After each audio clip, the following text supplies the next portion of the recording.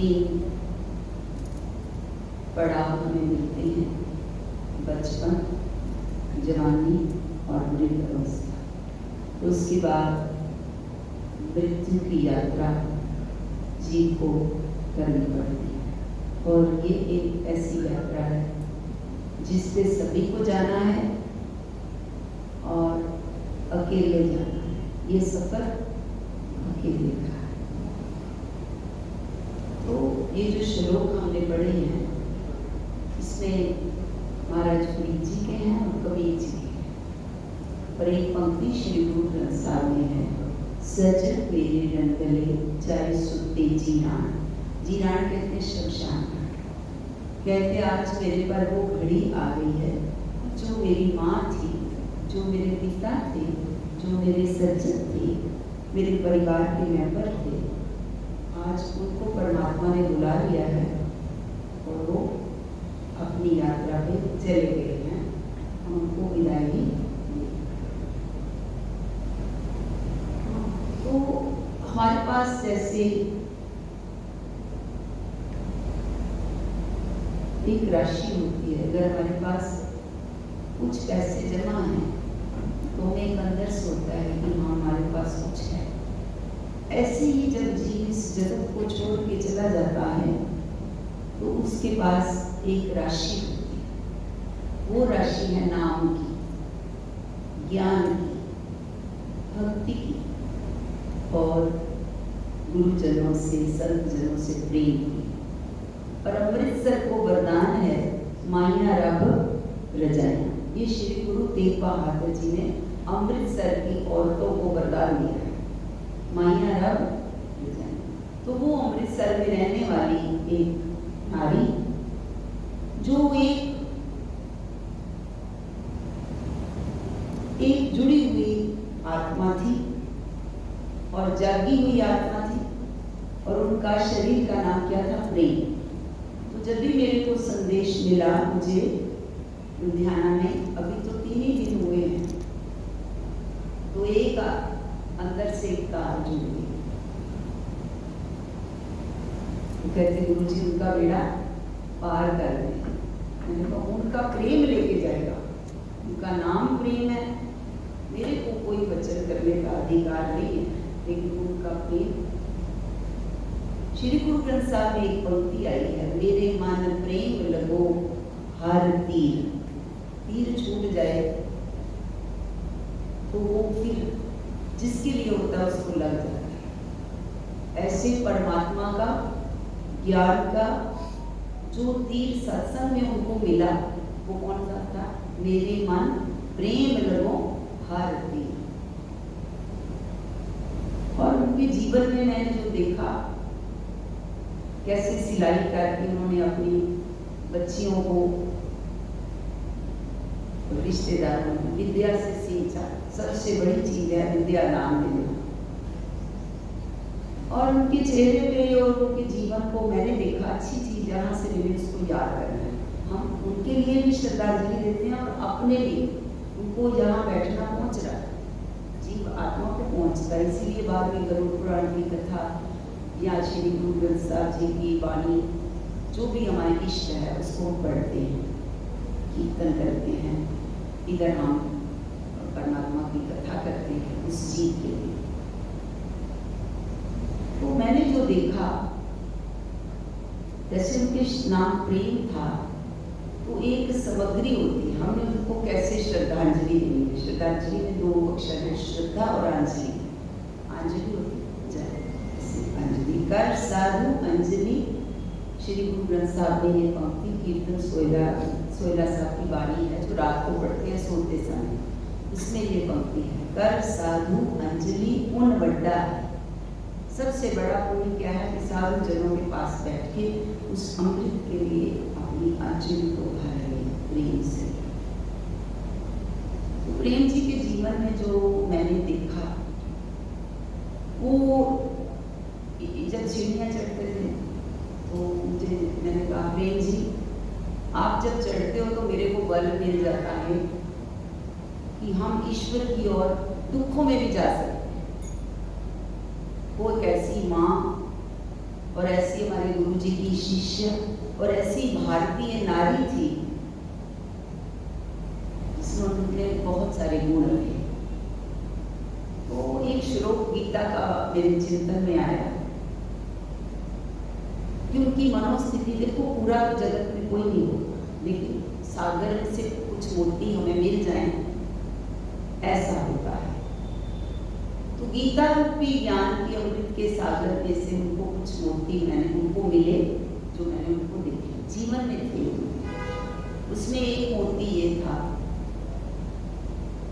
कि वो मनः प्रसादम, गीता का श्लोक है, मनः प्रसादम सौम्यतम मौनम आत्म विनिग्रह और भाव शुद्धि एक तपो मानसता उच्यते, मानसता उच्यते। मन का तप था उनके पास, शरीर का भी तप था और मन में भी तप था। तप के बिना तो नहीं मिलता। आप सब उनकी देवियां बैठी हो, उनके दामाद बैठे हैं बेटों से ज्यादा। कभी भी उनको ये एहसास होते मैंने नहीं देखा कि उनके बेटा नहीं है। जो बेटियों के पति हैं वो दामाद नहीं, उनके पुत्र से भी ज्यादा उनको मैंने प्यार देखा है। मुझे यही याद रह जाती, दोबारा तो माँ ने मिलना नहीं। उस श्लोक से पहले मेरे को एक चीज याद आ रही थी कि माँ जैसा वृक्ष दोबारा नहीं मिलता। जबान से निकला शब्द दोबारा नहीं वापस आता, शरीर से निकला श्वास दोबारा वापस नहीं आता, कमान से निकला तीर वापस नहीं आता, और माता और पिता और गुरु दोबारा मिलते। जवानी जैसे नहीं आती, ऐसे माँ का वृक्ष दोबारा मिलता। तो रूह की माँ उसकी गुरु थी। प्रहलाद हिरण्यकश्यप का अंश था, लेकिन उसको बनाने वाली क्यादु थी और ऋषि नारद से थे, जो गर्भ में माँ ने ज्ञान सुना और वो क्या बन गया? प्रहलाद।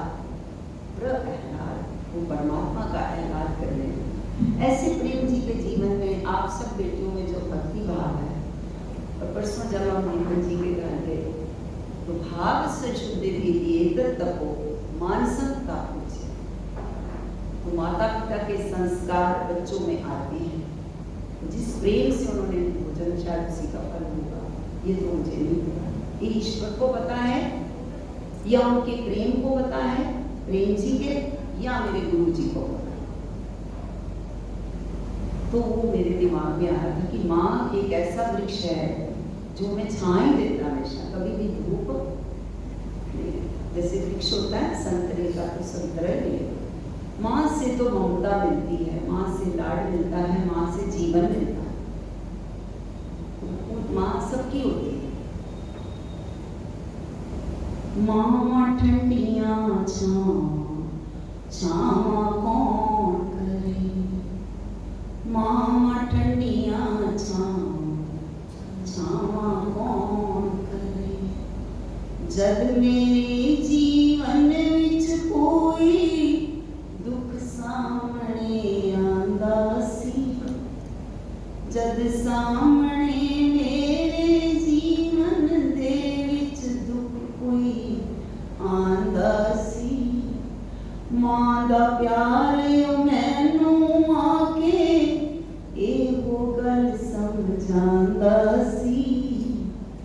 अज वो प्रेम वालियां अदावां, अज उच्चियां सुचियां रब्बी प्रेम दियां अदावां, अदावां अज ओ कौन करे। माँ ठंडियाँ छावा कौन करे, छावा कौन करे। जीवन है कंडियां दी वाड़, इस विच मां रखवाली करे।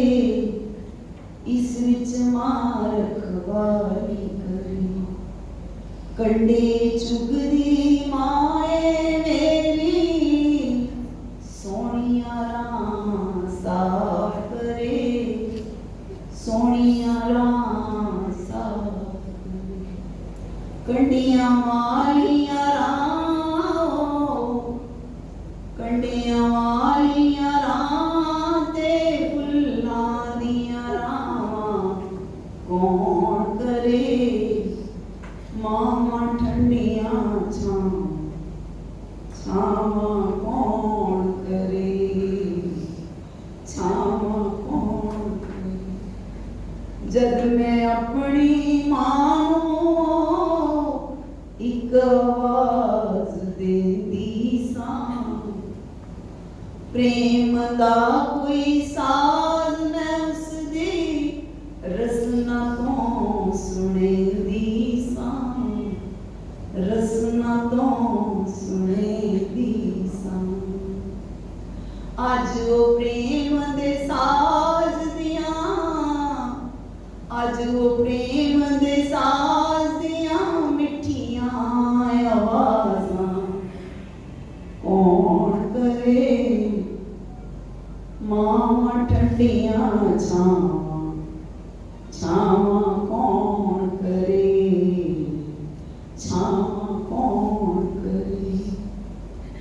मां नूं जद पुत्तर थियां प्रेम दे नाल बुलांदे सी, मां नूं जद पुत्तर थियां प्रेम दे नाल बुलांदे ने।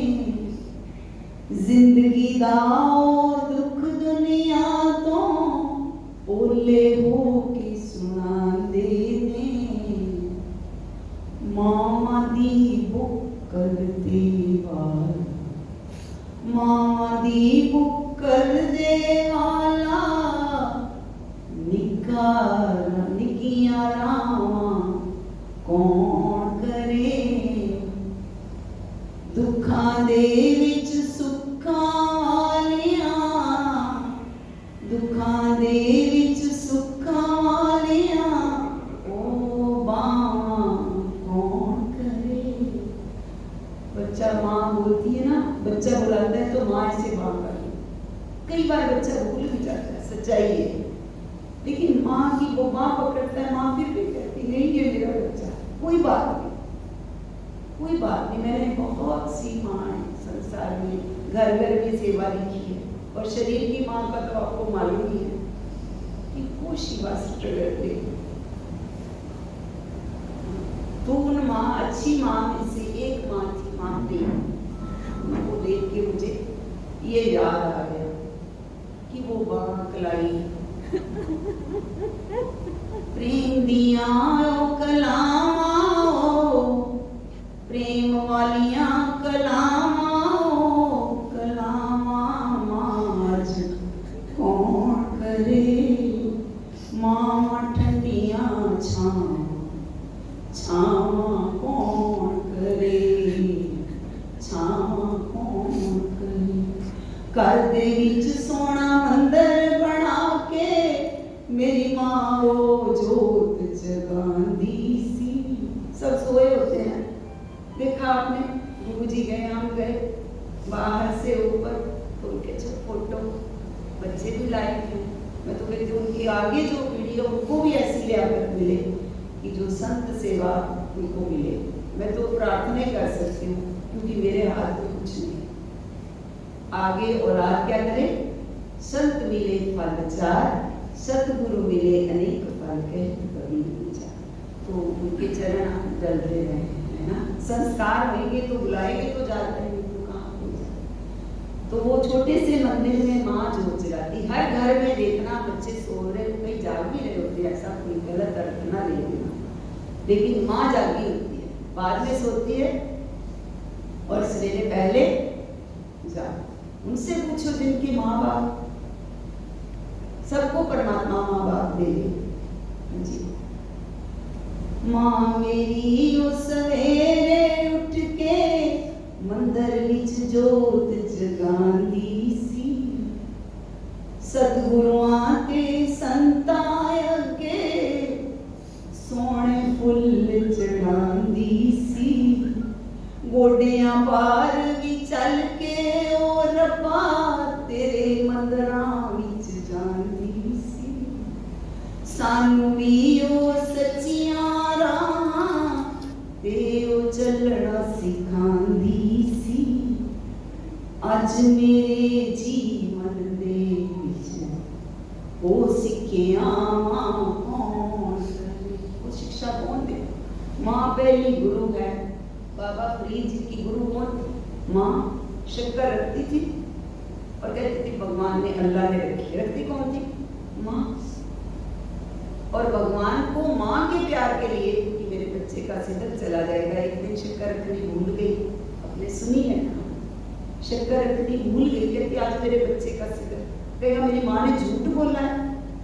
और बच्चे के झूठ को माँ ढक लेती है, माँ के झूठ को कौन ढकेगा? तो जाके नमाज अंदर पढ़ रही है, मेरे ये भगवान, मेरे बच्चे का मेरे से प्रेम और टूट गया तो ईश्वर से प्रेम टूट जाएगा, ये टूटे। तो भगवान क्या बन के आगे? शक्कर बन के आगे। ऐसे ईश्वर गुरु बन के, अच्छे विचार बन के, सद्भावना बन के आ जाते हैं। उनके प्रेम को, उनके गुणों को याद रखना। जो गीता का श्लोक बोला है ना, आप उसको हो सके तो श्रीमती में रखना। 3 ताप हैं, उनमें तीनों ताप थे। कुछ अंश होता है, पूरा तो समुद्र नहीं आ सकता ना। तो जो श्लोक बोला है वो श्लोक में है मनहा प्रसादम सौम्यत्वम।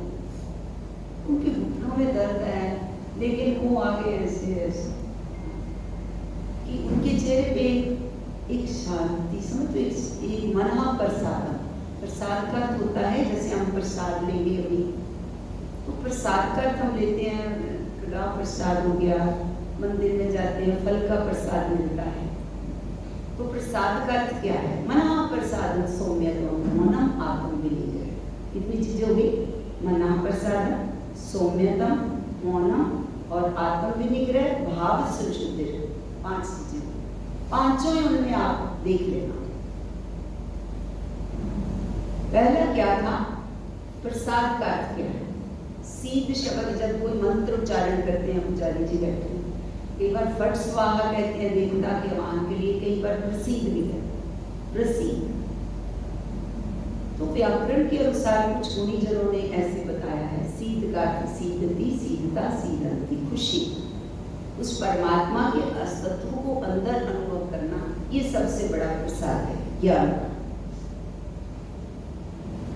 तो न्यूजीलैंड में जब ये शरीर एक बार गया, आपको मालूम ही है, तो वो मैंने वहाँ वो ऐसे प्रसाद रखा हुआ था, बर्फी का, केले का, सेब का, और हमें जाने में थोड़ा दोपहर हो गई। तो वो लिखा है प्रसाद ले लीजिए, जिसको जो प्रसाद अच्छा वो ले सकता है। तो ईश्वर प्रसाद रख देते हैं, लेना किसने? हाँ, ये जो शरीर है ये ईश्वर का प्रसाद है, ये जो श्वास मिले हैं ये ईश्वर का प्रसाद है। तो उनके जीवन में जो तपस्या देखी है, उन्होंने हर जीवन की मुश्किल की घड़ी में, सुख की घड़ी में और दुख की घड़ी में एक मना प्रसाद कि मेरे मन ईश्वर के प्रसाद को लो। और हमें उसे सीखना है। जैसे स्कूल में जाते हैं ना तो सीखते हैं, तो माँ के जीवन से हमने ये सीखना है कि मना प्रसाद, कि किसी को हमारे मन से। एक नारी के घर में अमृतसर में गई, वो नून मंडी में, जब ये शरीर शायद 23 साल का अंदाजा, तो वो माँ को बाथरूम, शुगर थी, तो वो बाथरूम का थोड़ा जाने आने में उनको दिक्कत है। तो कहती नहीं मैंने बोलना नहीं, बच्चा लायक है, ये नहीं बच्चे लायक हो, लेकिन कहती मैंने कहना नहीं है, मैं बोलूँगी तो भी तो मेरे को कष्ट है ना महाराज जी, अभी मेरे को कष्ट है, फिर वो कष्ट मेरे बेटे को होगा, फिर उसकी पत्नी को होगा, फिर वो मिस्त्री लेके आएगा, मैं पता नहीं कितने दिन भी मेहमान। तो थोड़े दिन के बाद वो नारी यात्रा पे चली। तो ऐसा माँ का जो त्याग है वो आज हम नहीं कर सकते, ये सच्चाई है, वो की स्तुति नहीं है। नहीं तो मेरा दिल दुखदा ना, थोड़ा दुखदा, कोई बात नहीं। तो मना प्रसाद सौम्यतम, सौम्यतम होता है कि हर हाल में सौम्य है। वो चीज आपको ब्राह्मण जनों में, गुणी जनों में, विद्वान जनों में और पवित्र आत्माओं में वो सौम्यता मिले। सौम्यता जैसे बच्चे का चेहरा होता है और वृद्ध जो जुड़ा होता है उसके चेहरे से पता चलता है। तो उनको श्रद्धांजलि हमने क्या देनी है कि हमारे परिवार में वो महक आनी चाहिए कि ईश्वर ने हमें ये जीवन दिया है, हम हमने उनकी, अब तो हमारे पास तस्वीर ही है जब उनके गुण है। तो जीते जी जो आपने उनको प्रेम से, दामाद जनों ने, आप बेटियों ने, परिवार ने, सभी ने जो उनकी सेवा की है, वो आपका उनकी प्रेम की राशि। बाकी तो हाथ में कुछ नहीं। तो मनः प्रसादम सौम्यतम मौनम आत्मविनिग्रह। हम घर में अगर उनको श्रद्धांजलि देनी, बाद में थोड़ा पाठ कोई कर लेना जो आप कर सकते हो, जो पंडित जी बोलेंगे जैसे। जब ईश्वर अज्ञात रास्ते पे ले जाता है तो पाठ का फल इसको होता है और चिराग होता है, लंबे समय तक होता है। एक दवाई हम ले लेते हैं, उसको बोलते 1 साल के बाद, होम्योपैथी वाले ऐसे कहते हैं कि 1 साल आप जरूरत में डोज दे दी। ऐसे ही जो भी हम गए हुए प्राणी के लिए पाठ करते हैं, उनका अपना काम आएगा, लेकिन हम कुछ भी उनके लिए अगर करते हैं कुछ समय के लिए, 17 दिन के लिए या जो भी विधान है, तो वो उसको पहुँचे, क्योंकि जीवात्मा शरीर के बिना यात्रा करती। इसका ईश्वर को पता है, बाकी कोई भी इस यात्रा में देख नहीं सकता। जैसे फ्लाइट बंद नहीं कर देते, उसके बाद प्लेटफॉर्म से हम ऊपर चले, इस प्लेटफॉर्म से हम सबने ऊपर एक दिन जाना। तो जो सबसे पहले मैंने श्लोक बोला था, वो श्लोक था महाराज फरीद जी का, चित दिहाड़े तनवरी साहे लय लिखाए, मलक जे कन्नी सुनीदा मोह दिखा लिया। साहे होता है उपमहूल, एक योग। जैसे जन्म का एक समय है, ऐसे मृत्यु का भी एक समय है। सूर्य चढ़ने का एक समय है, चंद्रमा का पूर्णिमा का एक समय है, एकादशी का एक समय है, सूर्य अस्त होने का एक समय है। ऐसे मृत्यु का भी एक समय है।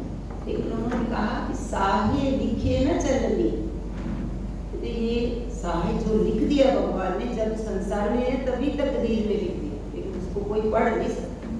हाँ, ज्योतिष विद्या में कुछ पढ़ सकते हैं, लेकिन लिखा किसने है? ईश्वर।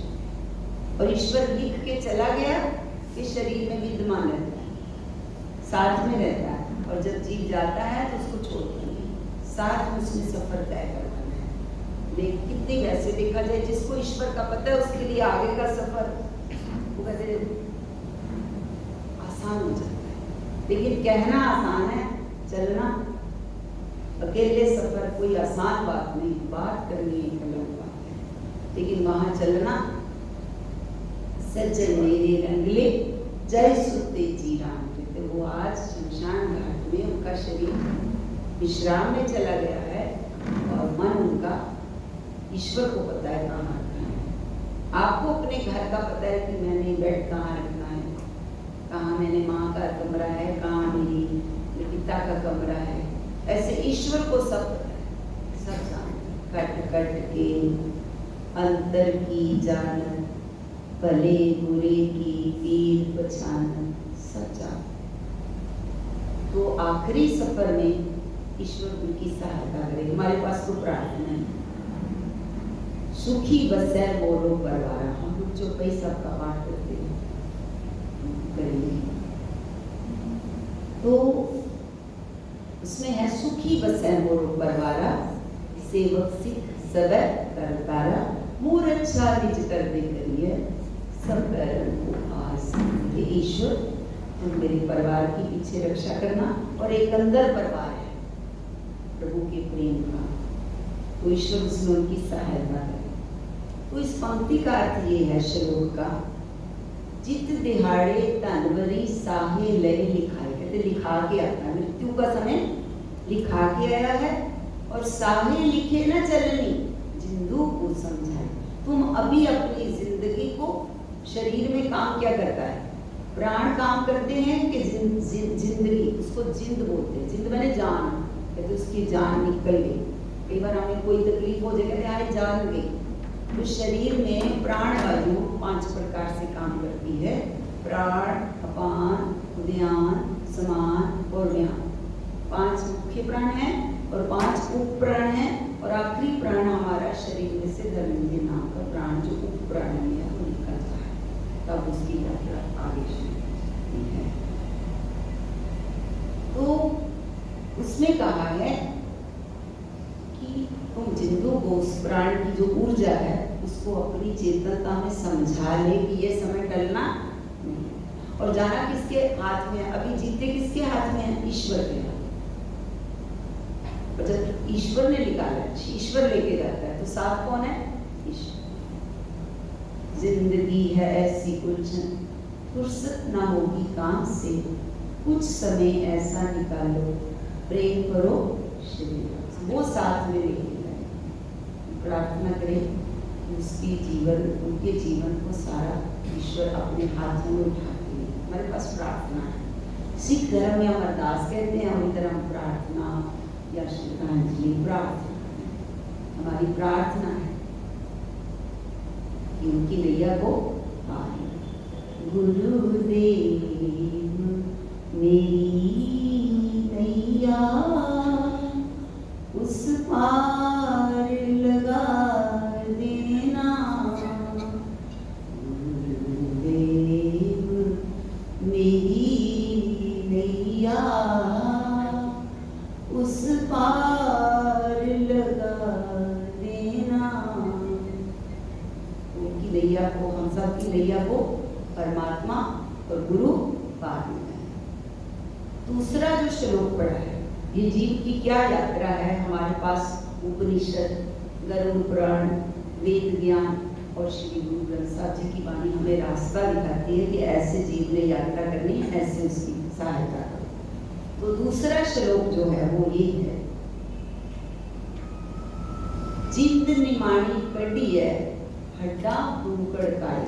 जब कहते प्राण निकलते हैं तो विधान नहीं किसी के किसी तरह से, किसी के किसी तरह से निकलते हैं, लेकिन कहते थोड़ी पीड़ होती है। जब हम घर खाली करते हैं तो कष्ट होता है एक घर से दूसरे घर में जाना।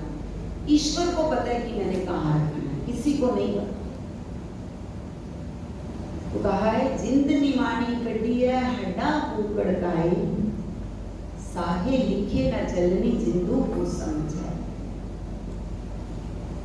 कि वो समय नहीं टलेगा, लेकिन तुम समझ कर लो आप ये सफर जिंदगी का प्रभु अच्छा बिता दो और आगे मेरी बाह पकड़ ले। पिता के हाथ में बाह है तो हमें चिंता नहीं है।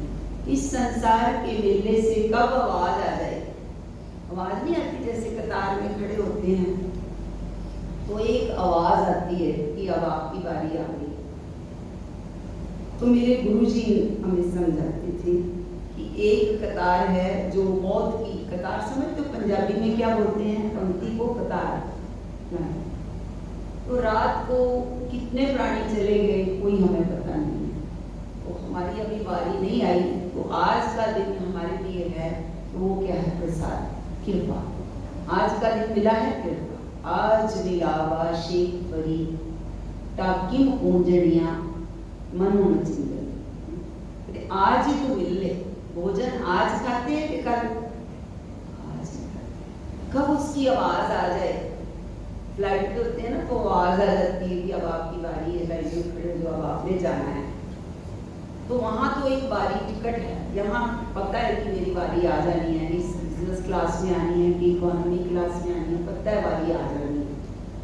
और जागते रहते हैं कि सो जाते हैं। फ्लाइट पे चढ़ना है, नींद आ जाएगी कि नहीं? नहीं आएगी, क्योंकि कब आवाज आ रही है चढ़ना है। ईश्वर किसी को हॉस्पिटल में ना लेके जाए तो कब आवाज आ जाए।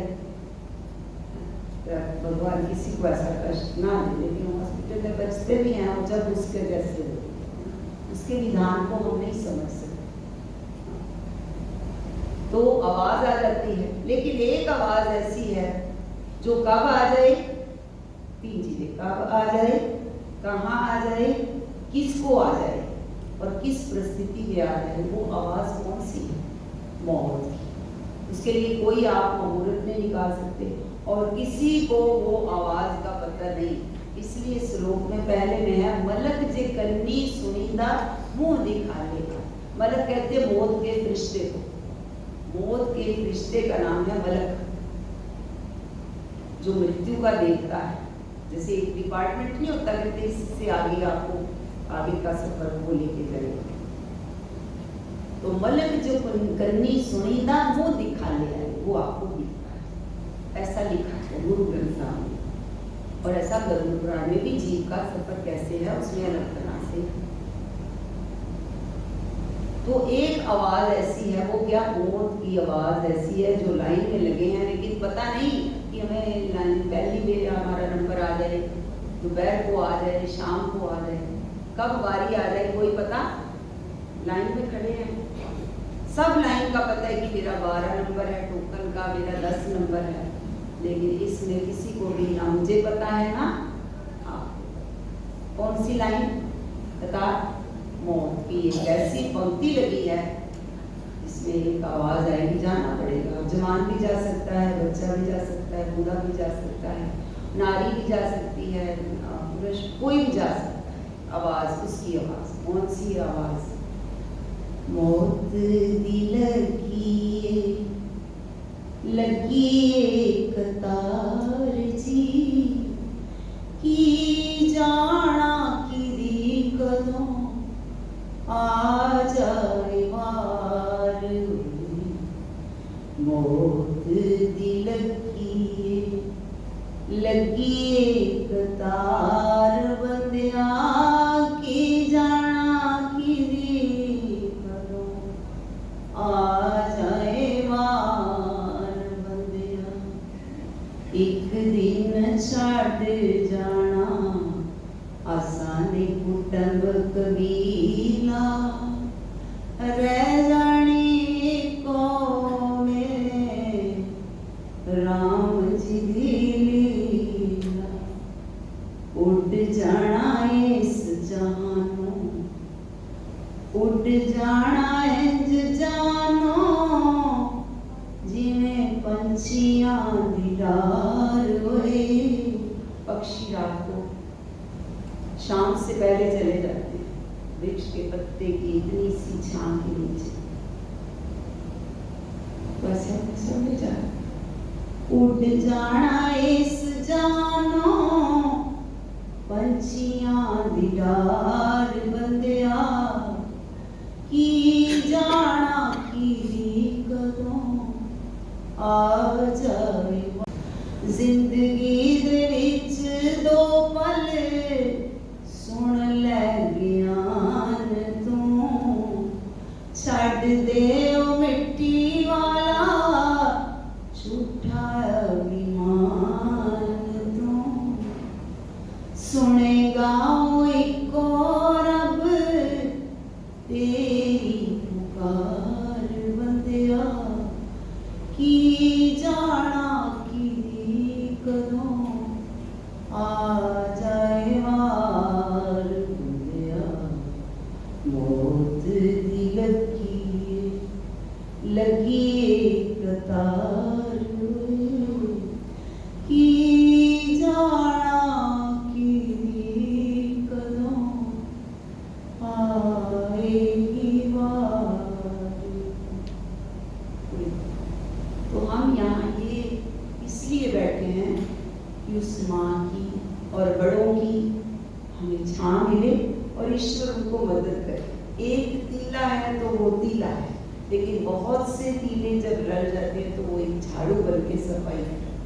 ऐसे जब सज्जन समाज के, उनके परिवार के, उनके सत्संगी जन और खासकर संत जन बैठ जाए तो उसमें एक बल आ जाता है, बल आ जाता है, उसको सहायता मिलती है। जय पैंडे महाअंत गुबारा, हर का नाम संग वही रोशनी है, जिसको कहते हैं उसके लिए दीवा अगरबत्ती वो तो अपने आप में जागी हुई जानी।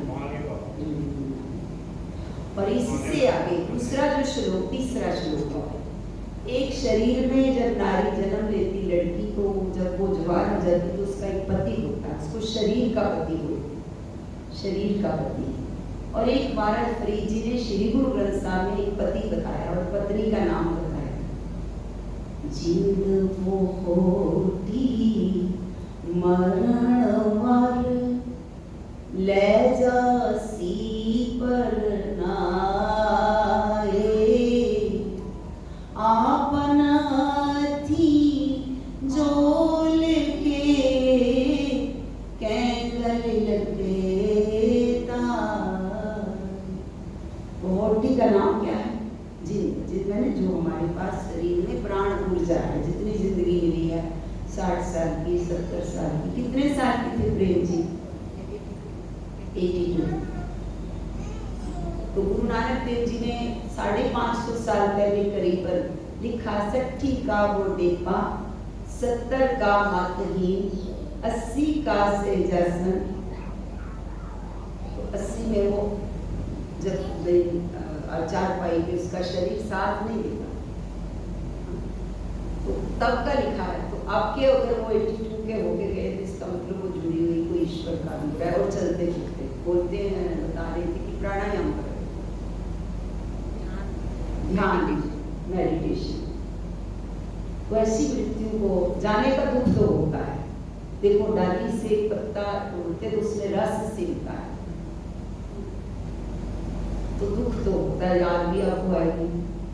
लेकिन उनकी यात्रा ईश्वर के अनुग्रह का संकेत दे रही।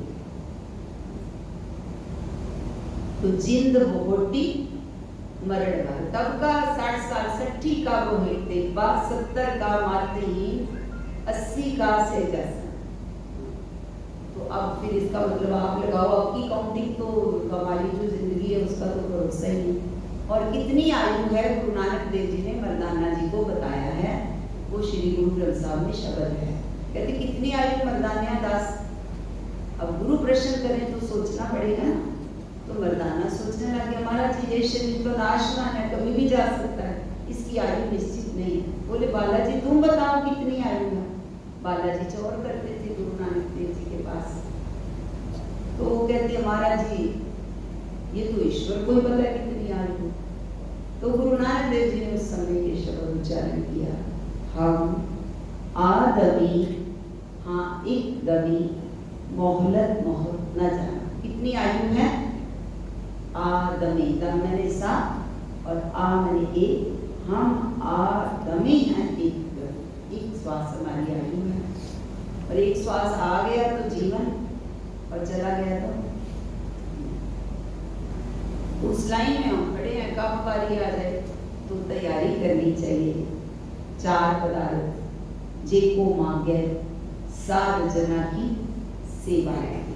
किसी गरीब को सेवा करनी, किसी अनाथ को सेवा करनी, उससे उत्तम सेवा किसी को विद्या में सेवा कर देनी, हाथ से दे देना, ये जीव को सहायता करता है। और कोई जैसे धार्मिक स्थान है, वो जीव को ये दान माने गए, तो विद्वान को, पंडित जन को।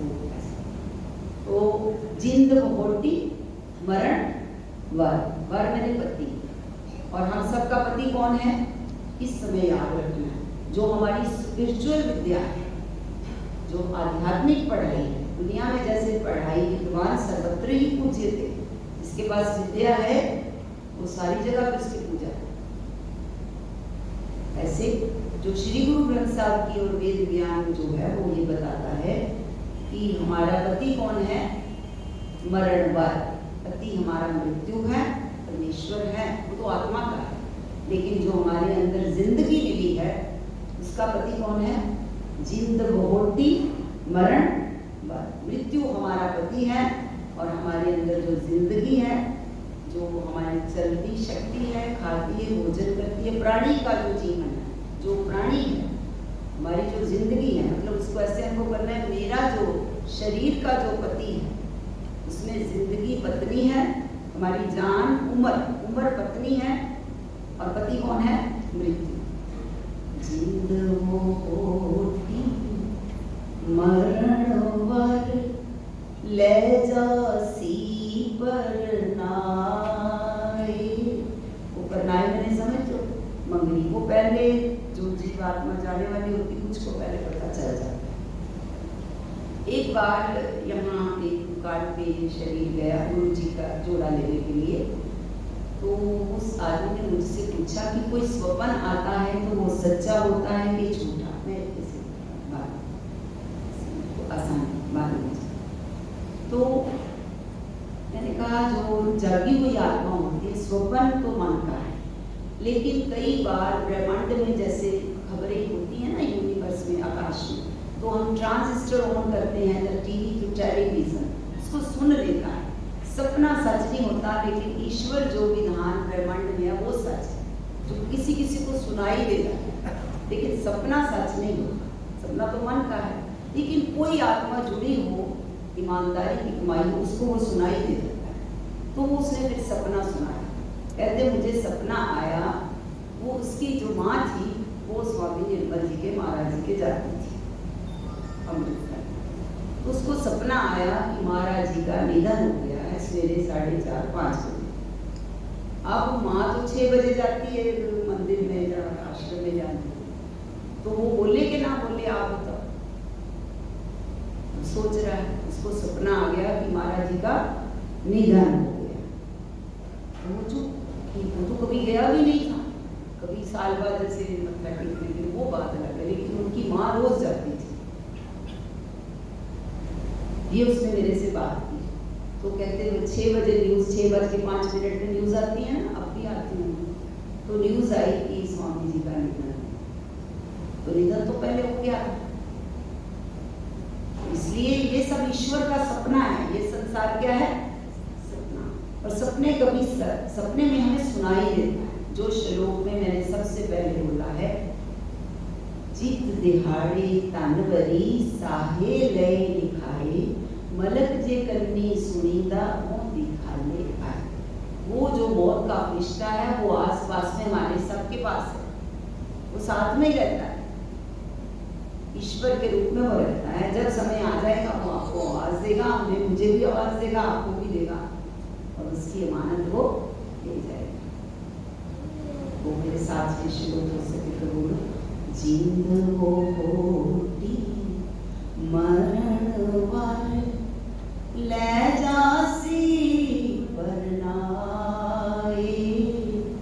आपन हथी जोल के कैंगल कहता।